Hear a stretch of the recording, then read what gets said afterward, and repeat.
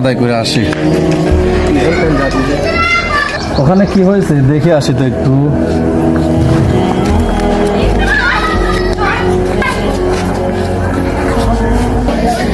ভাই কি হয়েছে, মারতেছেন কে?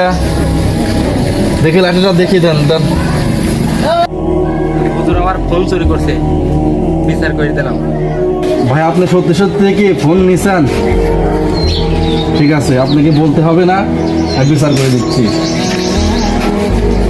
তাই আপনি বাঁধেছেন কেন? আপনারা কাজ করেছেন। ভাই ফোনটা দেখি, ফোনটা দেন।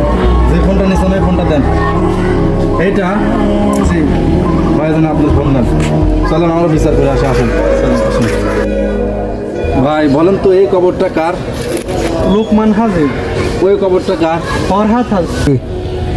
দেখেন ভাই, তারা দুনিয়া তো মানুষ ছিল আমাদের মতো, নাকি বলেন? জি তারা কিন্তু হজ করছে, হজ করে নাই? জি হজ করার পরে তারা কিন্তু হাজি হয়েছে, নাকি বলেন? জি হাজি হয়েছে। এরপরে কিন্তু দেখেন মৃত্যু হয়ে গেছে, তারপরে কিন্তু আপনি বলতেছেন, আমি বলি আর একজন বলে যে কি এটা আমক হাজির কবর, ওটা আমক হাজির কবর। কিন্তু এই দুনিয়া থেকে আপনি যখন মারা যাবেন, তখন কেউ যদি জিজ্ঞাসা করে যে এটা কার কবর, তখন কিন্তু মানুষ বলবে যে এটা অমক চোরের কবর। তাহলে কিন্তু দেখেন, দুনিয়াতে আপনার চোর হয়ে মরলেন, দুনিয়াতে দুর্নাম হলো, এরপরে কি মৃত্যুর পরে আপনাকে মানুষ চোর বলবে। তাহলে কি এটা কি ভালো কাজ?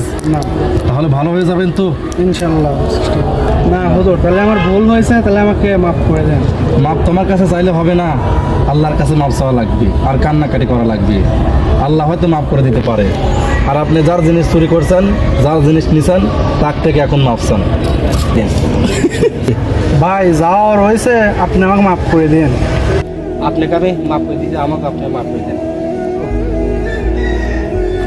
হুজুর আপনি একটা ভালো বিচার করে দিয়েছেন। আমি এরপর থেকে তওবা করতেছি, আমি আর কোনোদিন খারাপ কাজ করব না। জি, আল্লাহ পাক আপনাকে সঠিক বুঝ দান করুক।